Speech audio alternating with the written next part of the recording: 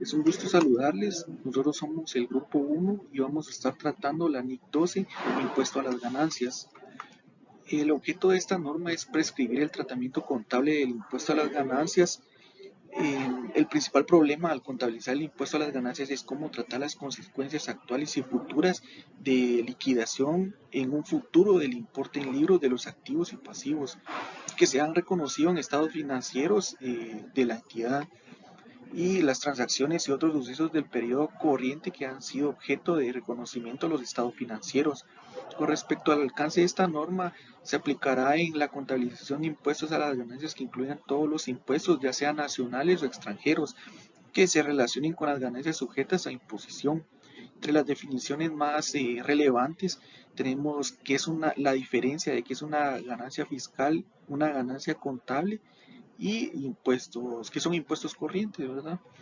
Tenemos la base fiscal, que esta consiste en que un activo es el importe que será deducible a efecto fiscal de los beneficios económicos imponibles que obtenga la entidad en un futuro, cuando recupere el importe en libros de dicho activo. Si tales beneficios económicos no tributan, la base fiscal del activo será igual a la del importe en libros.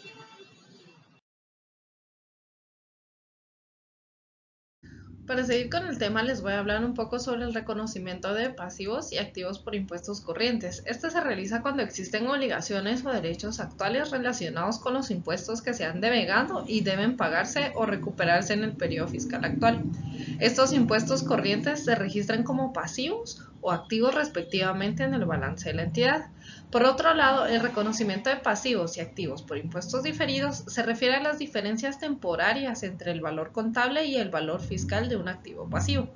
Estas diferencias temporarias pueden surgir debido a la depreciación acelerada de activos, la valoración de inventarios, los gastos incurridos anticipadamente, entre otros factores. Si estas diferencias temporarias generaran impuestos en el futuro, se reconocerá un pasivo por impuesto diferido. Por el contrario, si generaran beneficios fiscales futuros, se reconocerá un activo por impuesto diferido.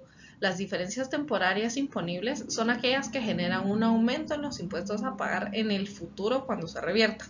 Estas diferencias temporarias imponibles deben ser reconocidas y se registra un pasivo por impuestos diferidos correspondiente.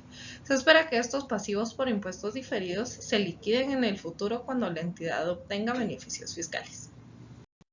Continuando con nuestra exposición, también tenemos lo que son las diferencias temporarias deducibles, y esta se reconocerá como un activo por impuesto diferido por causas de todas las diferencias temporarias deducibles, en la medida que resulte probable que la entidad disponga de garantías fiscales futuras contra las que carguen esas diferencias temporarias deducibles, salvo que el activo por impuesto diferido aparezca por causa del reconocimiento inicial de un activo o pasivo en una transacción que uno, no sea una combinación de negocios y dos, en el momento de la transacción. Y esta que no afecte ni a la ganancia contable ni a la ganancia o pérdida fiscal. No obstante, debemos reconocer un activo por impuesto diferido para las diferencias temporarias deducibles asociadas con inversiones en entidades subsidiarias, sucursales y asociadas, así como las participaciones en acuerdos conjuntos.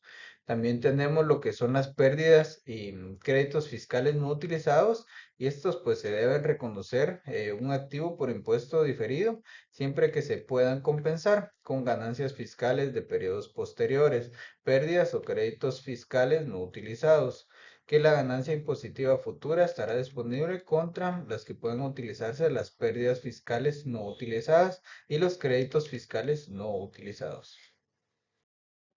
Reconsideraciones de activos por impuestos diferidos no reconocidos. Al final del periodo sobre el que se informa, una entidad evaluará nuevamente los activos por impuestos diferidos no reconocidos. En ese momento, la entidad procederá a registrar un activo de esta naturaleza anteriormente no reconocido, siempre que sea probable que las futuras ganancias fiscales permitan la recuperación del activo por impuestos diferidos. Un ejemplo podría ser una mejora en el desarrollo de las ventas. Esto puede hacer más probable que la entidad sea capaz de generar ganancias fiscales en cuantía suficiente para el cumplimiento de dichos criterios. También tenemos los que son las inversiones en subsidiarias, sucursales y asociadas y en participaciones en acuerdos conjuntos. Acá pueden surgir diferencias temporales. cuanto el importe en libros de las inversiones financieras en subsidiarias, sucursales y asociadas, o en el de las participaciones en acuerdos conjuntos de las mismas, y estos pueden surgir por algunos motivos, los cuales pueden ser por la existencia de ganancias no distribuidas en una subsidiaria, sucursal, asociada o un acuerdo conjunto, por las diferencias de cambio, em, porque la controladora y subsidiarias estén situadas en países diferentes, y por una reducción en el importe en libros de las inversiones en una asociada, como consecuencia de haber disminuido el importe recuperable de la misma. Medición.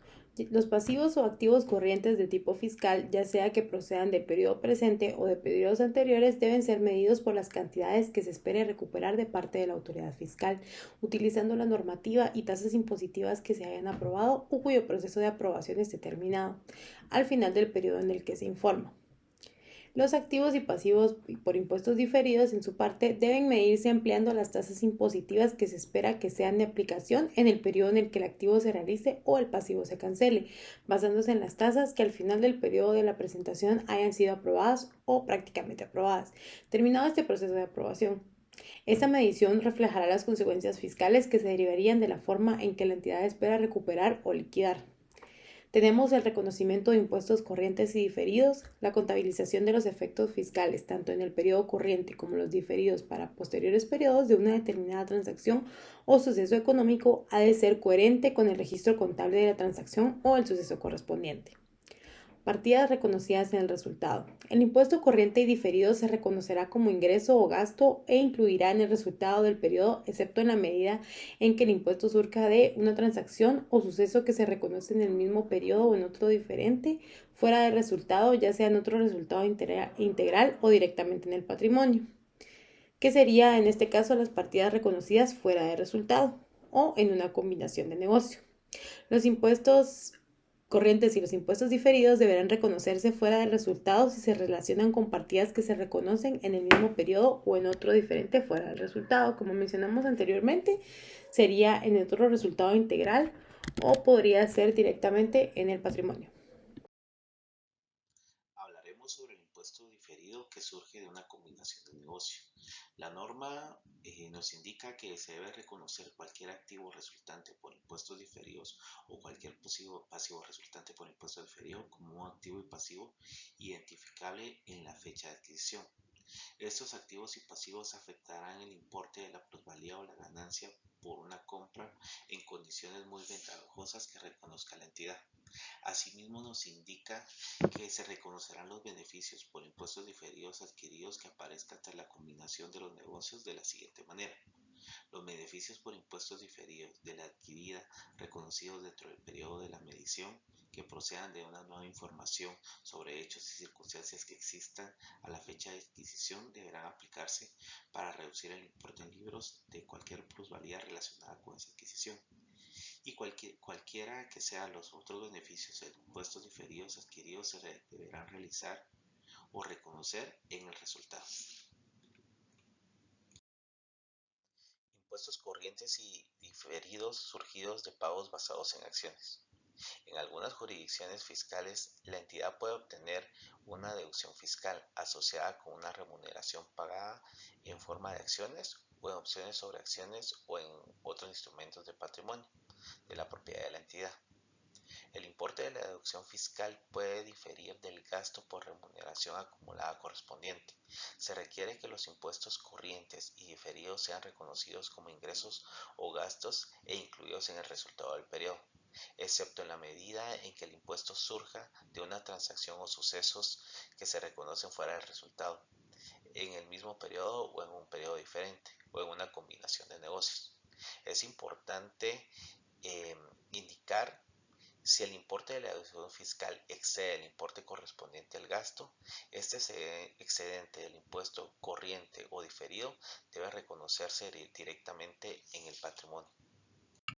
Buenos días, siguiendo con nuestra presentación, ahora tenemos los activos y pasivos por impuestos. Una entidad compensará los activos por impuestos corrientes y los pasivos por impuestos corrientes si la entidad tiene derecho exigible legalmente de compensar los importes reconocidos y si tiene la intención de liquidar por el importe neto de realizar el activo y liquidar el pasivo simultáneamente.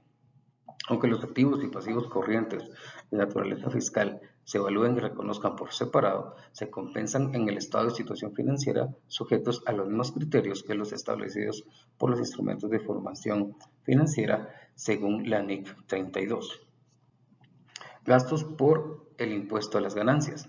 El gasto e ingreso por impuesto relacionado con el resultado del periodo procedente de actividades ordinarias se presentará como parte del resultado del periodo en los estados de resultado del periodo o bien otro resultado integral. Las diferencias de cambio en los activos o pasivos por impuestos diferidos en la moneda extranjera. Según la NIC 21, exige el reconocimiento como ingresos o gastos de ciertas diferencias de cambio, pero no especifica si tales diferencias deben ser presentadas en el estado de resultados integral.